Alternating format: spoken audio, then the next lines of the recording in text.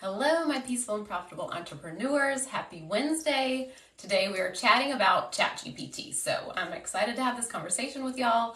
Let me just fix my lighting in here. It kind of changed. I love it being different lighting in the morning and the evenings, but I had to get the light on to, just looks a little different today. So we're rolling with it. But we're chatting about ChatGPT. This is a conversation I've had with all of my one-to-one clients, and so I wanted to make sure that we were having it in this community, in this group. I'm not sitting here saying that I'm the expert. I'm just bringing this to you. Since I have been having this conversation, I wanted to make sure that y'all were in on it too. And if you join live, please be sure to comment. I would love to hear, are you using ChatGPT? Are you not? Do you plan on using it? Let us know. And if you join live, you'll be entered to win. I've got a free masterclass to give you. Anyone that leaves an emoji or comment is entered to win. So we'll be giving that away Friday.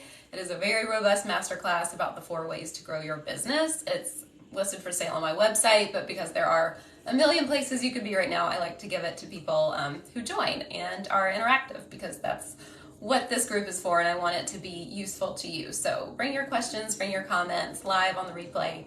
I want to be sure that we can get you the information you need. So chatting about ChatGPT. So wherever you are on the ChatGPT spectrum, this conversation is for you. Some of my clients have never heard of it before, and some of it are actually already using it. They're already using other bots that I haven't even heard of. So I think that's just, kind of a wonderful perspective for me to bring to you. So it doesn't matter where you are, this conversation is for you. So ChatGPT is AI. It's artificial intelligence. I have gotten to the point where I keep it up on my computer every day. I use it every day.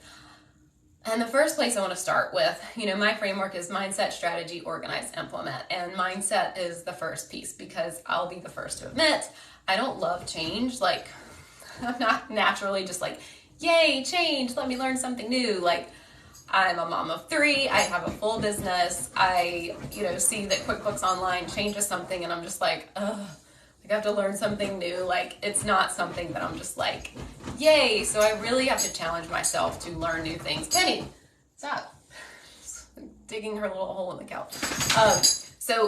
This is not one of those things that I'm just yay, I love something new and I want you to love it too. This is really okay, if you don't love something new and learning new things, I hear you, I got you. But this is definitely one of those things that is not going away. And really, thinking about okay, I'm gonna at least try it before I'm gonna write it off. That's really my challenge for you today is, okay, even if you aren't going to love it and use it every day like I do, at least try it, see what it's about, know what people are talking about, because, I think that's just the best way to take this perspective. And there's a quote out there by Rowan Young. It says, ChatGPT isn't going to take your job, but the person using it is. So I think that's just so important to keep in mind, because I know there's a lot of fear out there, and, it's another conversation about the whole piece of AI and, everything that comes along with it. So that's not what I'm talking about today. But, if it is that fear perspective or that fear piece that you're feeling it's going to take your job or something, I think that quote is just super helpful to remember. It's not necessarily ChatGPT taking your job. It's just probably going to be someone who's using it. So that's kind of my motivation for you to, take that perspective and think about how we can use it to really enhance our business, to save us time. I really invite you to look at it as another team member in your business, which I know is crazy because it's artificial intelligence, but that's how we're going to get the most use out of it, when we treat it like a team member that we need to train, that we need to interact with. And it's not we can just, give it some information, expect it to, spit out something perfect for us. So really thinking of it as, something that, we have to interact with and work with. So again, I keep it open all day. I do use the paid version. It's $20 a month. There's the free version. That one kind of gets overloaded sometimes. So when I was using the free version, I would go to it and it would be kind of frustrating, because it would say it was at capacity, and you could refresh a bunch of times, or you can pull it up on another platform or another, browser, and it would probably work. But I now just pay the $20 to be able to use it whenever I want to. So if you're jumping in on the conversation, say hi. let us know, have you been using ChatGPT? What are you using it for? All the things. That's what this conversation is about. But right now we're talking about mindset, and just to bring up, and I don't want to be like a Debbie Downer or like a fear monger or anything, but just to bring up, businesses like Blockbuster, Kodak, BlackBerry, like they all went under because they failed to adapt.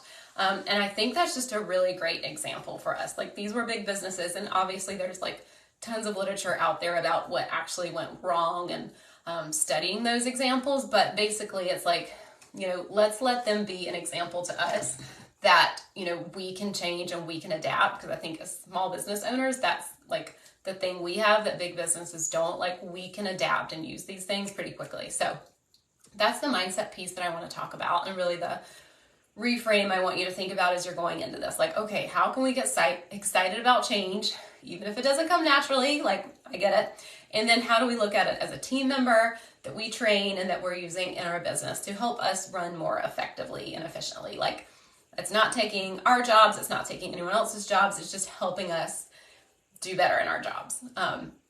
So strategy, I look at ChatGPT like I use QuickBooks every day, like I use Canva every day. Like it's not a platform like Facebook or Instagram that's kind of like going to go in and out of favor. Like I really see this as being a platform that's like a tool that we're all going to be using, and just thinking about it as a tool. So it's a tool I use in my business to support me, and it kind of gets me like 50 or 80% there, and then I take it from there.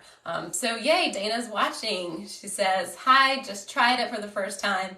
Had it right, tips for traveling with 3-year-old. It did. Awesome. Yes, it's like great for personal. It's great for business. Yeah, like putting in, I'll mention some other personal examples later, but I think that's such a great example, Dana. Thank you for sharing.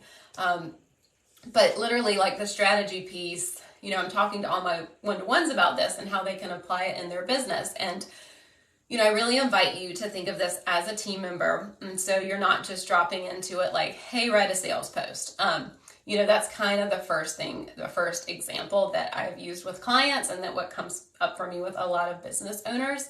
And even when I'm doing my free consistent content for consistent 5-figure months calls, it's like, okay, we're still the thought leadership. We still need to be clear on our message and our audience and all that stuff, but we can let GPT know all that stuff, and then we can give it like a piece of social media that maybe we've already written, and drop it in and say, hey, this was a post for Instagram. Write another one in a more persuasive voice, or write another one in a friendly voice, or just write another one. And so it can take that and like kind of spit it out for you. And I did it with a client yesterday, shared my screen and kind of just took one of their Instagram posts to show them. And it was really funny because just knowing this client, the post that it spit out, it did a great job, but it was so not in his voice. Like, it was like, and that's not all, and it was just kind of like, he would never say that. So it was kind of like, okay, like this got us 50 to 80% there.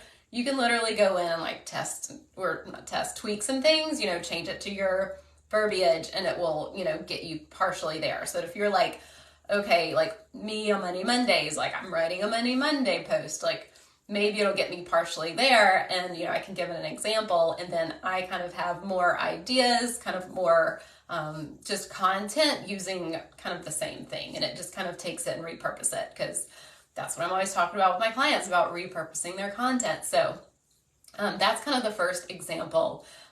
Let's see. So yeah, not just throwing it in and being like, write me a sales post, but literally like give it some, you can talk about your business, you can talk about your ideal clients or your audience and let it know that. And it should, learn that about you and get better at it, because that's kind of the process of this, working with it as a team member.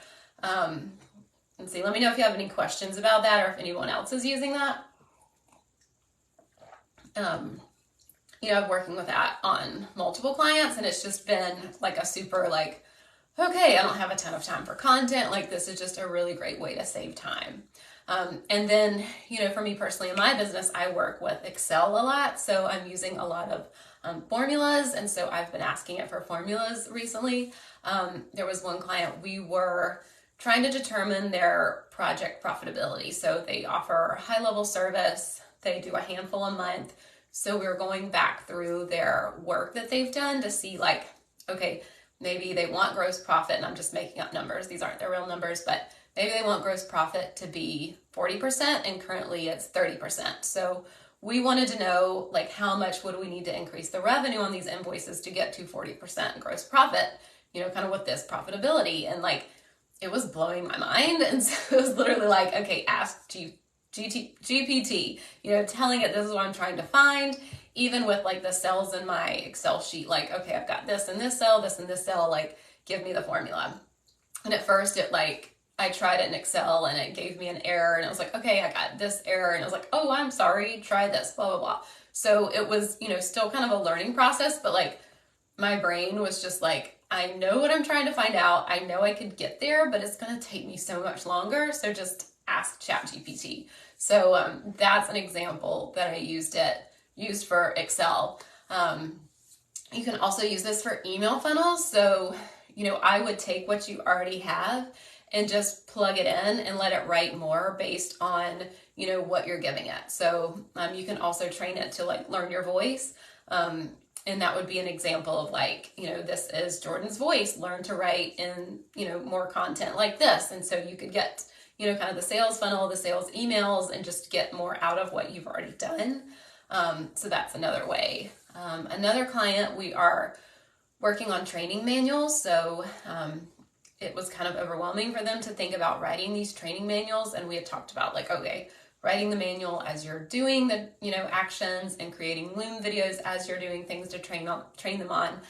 But we're also going to try to use ChatGPT. We haven't like totally done it yet, but I do see that being an area where it's like, just think of ChatGPT as kind of like the smartest person in the world, and, talk to it like that. And so giving it that information of like, okay, we're writing, we're trying to get this, here are the job descriptions and what the outcome we want, kind of write some training materials on that. And again, that can get you 50 to 80% there. And then you can plug in maybe anything in particular to you or your industry, or anything else around that. So that is kind of another area, where instead of him just staring at a blank screen and being like, where do I even start with this training manual? Like, okay, let's just at least get the ball rolling.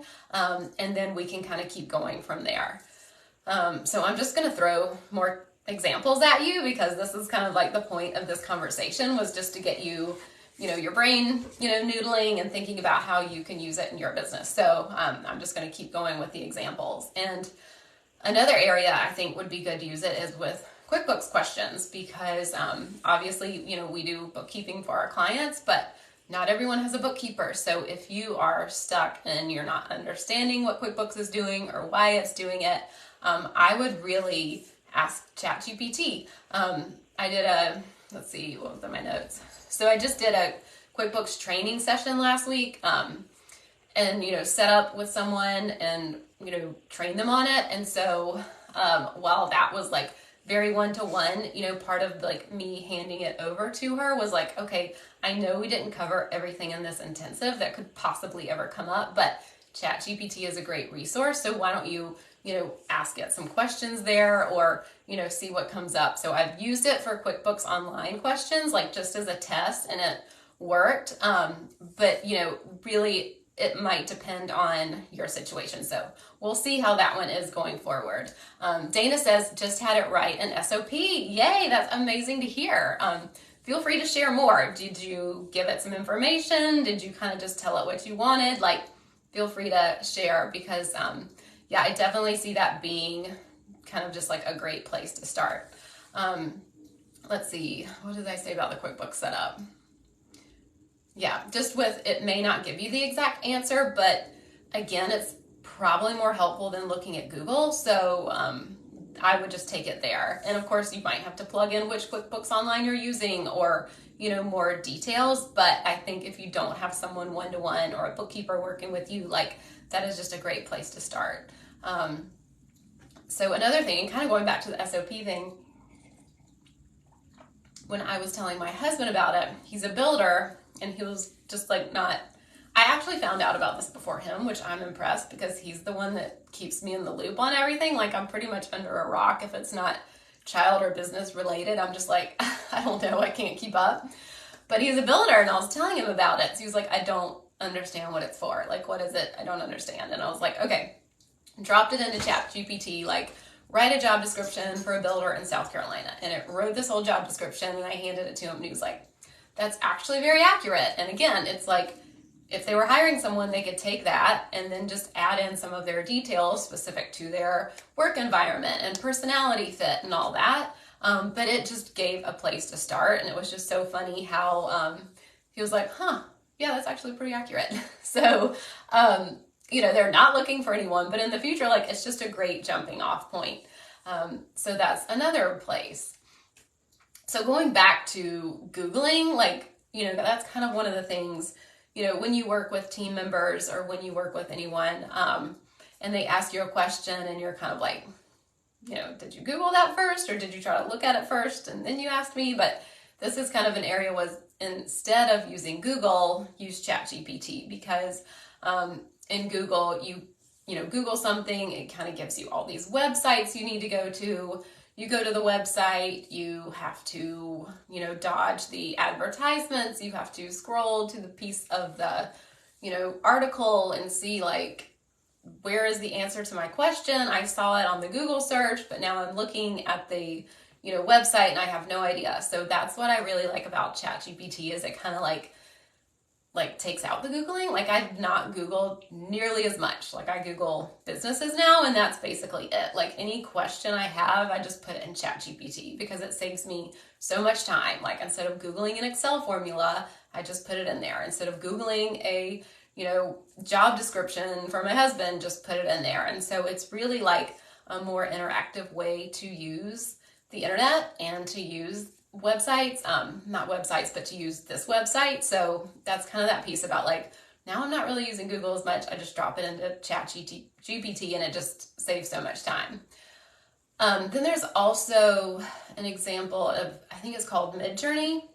A client was telling me about it yesterday. Like, he had not used ChatGPT, but he had used Midjourney, which I guess is like a visual version of ChatGPT. So it's another bot, but ChatGPT is like language and linguistics. Is that the word? I can't get it out of my mouth. But Midjourney is more of a visual one. So they were using it to give them ideas for branding and labels and stuff like that. I've not used it. I kind of did a search on the web for it, but that's not really something that I need right now, or that I'm really like supporting clients with right now. And then I have another client who had said she used, actually two that were using like visual bots. So I know there's a lot there. I just haven't tapped into it there. So if anyone here is listening, I know we've had more people hop on, but if you used, the visual ones, please let us know, give us some information, because that isn't really something I can speak to, but I know it's out there, and I think that's pretty amazing. So those are kind of the strategic pieces that I think of using ChatGPT for. And again, Dana gave a great example of, what was it? Tips for traveling with a 3-year-old. And like, you totally could have Googled that, but then you would have gotten all these websites that you had to go to. There may have been like advertisements that you had to scroll through and stuff popping up. So it's nice to be able to just get that list. I know of people who use it for like dietary needs for their kids or for themselves. I kind of played around with it and was like, okay, looking at exercise things for my age woman, that kind of thing. Something else I heard people using it for was like to put in a post, like copy the post, put it into ChatGPT, and maybe ask it like, make this like carousel reels. So, kind of take the information and give them the carousel reels. I haven't done it or had success with it, so I'm just letting you know someone else has done that. Another thing I've done is taken a post and put it in there and said, get this down to, what is the character limit for Instagram? I don't remember. It's like 2,200, but I always write too much, and my social media person has to like pare it down. She uses emoji, she takes out things because I just write too much. So I kind of plugged it in to see like, what it would do. I didn't love the way that it condensed it. So I'm not going to use it for that, but it is something, if you're looking at like character limits and stuff, like you could drop that in and see the character limits. Or just how many characters it is, so that you could use it for social media and know that it was like, you didn't have to cut out more stuff. So those are more of the strategic pieces. Let me know if anybody here has any more ideas or any more thoughts, but we'll jump into kind of the organized piece of this. So like I said, I use it every day. I have it open, and I have it organized so I have different chats for different things. So I use a thread for kind of social media posts. I use a thread for like technical stuff.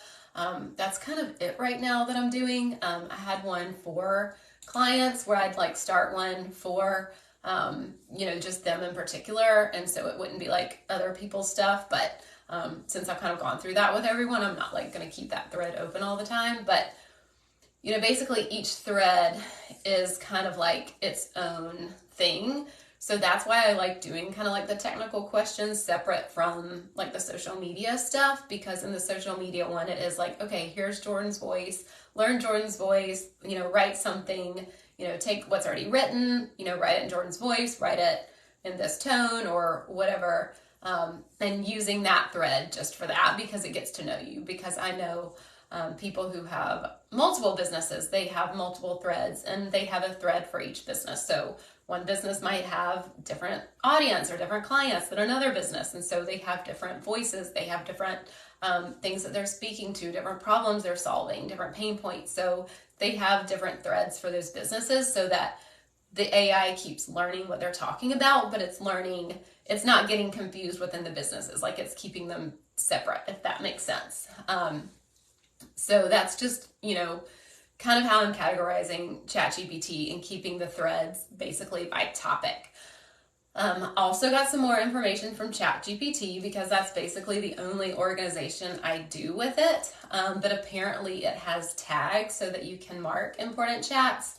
I haven't used this as much. I keep mine super clean and simple, so I'm not like having tons of things open and needing that. Like I don't have a million tabs open on my browser. Like I like to keep it limited. But it's basically saying, and since I haven't used it, I couldn't really like speak to it, but it says, when I asked it about chats, it just said, you can tag important chats depending on the platform you're using with ChatGPT. So I guess if you're using kind of another platform with ChatGPT and maybe other team members with it, then that's when you kind of use tagging. And again, this kind of goes back to the next thing is using, assigning chats to team members. So again, this is not something I've done in my business, but if you have people handling your ChatGPT chats, then you can assign specific team members to ensure they're handled in a timely manner. Again, it's like you're using another platform with ChatGPT to kind of like organize that. So if anyone has information about that, please let us know. Again, I have not used tags. I haven't assigned chats to anyone, so I can't speak to that. But another thing that ChatGPT is saying it can do is like streamlining responses. So you can integrate it with things like Zapier or Integromat, so that you can automate responses to common questions, which helps you save time and helps you get back to customers quicker. So again, I haven't used it for that, but you can, provide for faster support if you're using it with one of those platforms. So any questions? I know we had more people just jump on. So let me know if you have experience with those. What did I see? I don't know if I had it in my notes either. When we were talking about the other like Mid-Journey, it was the visual bot. I think Canva has some kind of writer now too that I saw. Have not used it. Anyone feel free to jump in and tell us about that. And I don't see it in my notes what the name was, like Ghostwriter or something. Like it was Canva, and it would like give you ideas for posts, and it would like write bullet points. Like, I don't know, there's all kinds of stuff out there now. It's like, we're just like barely, opening the jar here, I guess. Like this will probably be a conversation that we continue to have because there's just so much out there. So, that's kind of how I think about this. Like, this is by no means like an all-inclusive, this is it, you watch this live stream and you're good to go forever. Like, there's going to be things changing, constantly coming out, different reiterations of this. So feel free to join in the conversation and let us know how you're using it. So the last thing I always like to talk about is implementing this. So I kind of look at this from the free and paid standpoint. Like I mentioned earlier, I pay $20 a month so that I can use it anytime. I feel like that's really low. Maybe one day they'll increase it, so I feel good about the $20. Again, I use it every day, but also there's the free version. You can keep hitting refresh or open a different browser and, do it that way. So, those are your options. I was also asked it, ChatGPT, what options are there? So let's see, it talked about integrating ChatGPT with OpenAI. OpenAI is a cloud-based API for developers to use ChatGPT even more. There's third-party chatbot platforms. All these words are just not even words that are like easy for me to say. I'm like, this is not my language. But there's just so much out there, like these platforms that integrate with it. And then I guess there's some kind of like self-hosted solutions. So people may choose to kind of like self-host their own ChatGPT and servers and infrastructure. So I'm sure if that is you, you're not here watching this live stream because you would know so much more already. But just knowing that like that is out there, and that's kind of for like the high traffic, businesses. So it's probably like the bigger businesses, not really necessarily us, the small ones. But I hope this has been helpful. I know we covered a lot today. Again, this is just kind of like opening the door to talk about this. Like I'm really inviting everyone to at least get curious, like, practice with your personal stuff, get comfortable, like asking it like, I don't even know. I haven't tried asking it directions somewhere. I wonder if it could give directions, like get me from A to B. But I think, just for math formulas, for content, for training purposes, for creating documents and workflows in your business, like this is just such a helpful tool. And it's not like it has to be the end result. Like you could look at it and be like, okay, that's not my voice, but you could take it and still use it. And it just, got you over that hurdle. And so if you're looking at this and you're like, great, okay, I'm so excited to use this for social media and create more content, but literally like, I don't know where to be showing up with my content. I don't know what my content pillars are. I don't know how to speak to my audience in that voice. I don't really even know what I'm selling or what, the next best step for my client would be. That is why I offer these free, consistent content for consistent 5-figure months calls. Like we do all that together. On these calls, I really like to give you 30 minutes to create action steps so that you can figure out, what you're talking about, where you're selling, how you're repurposing. I mean, there's just so many things we can do. But in the 30 minutes, I like to focus on you and, what you need. And so it's not just this template that I'm handing out to everyone. Like it's really curated for each business owner, what works for them, kind of where their people are, what their goals are. So that's why I offer these calls. I'm going to drop a link below and you can sign up. We have some spots open in March. So these are free and people always just get so much value. I always get such amazing feedback from people on these. So book your call if you haven't already. And next week we have Audrey with the Lazy Millennial. She will be joining us live to talk about delegating. I don't know what I exactly titled it, but it's about delegating. So you don't want to miss it.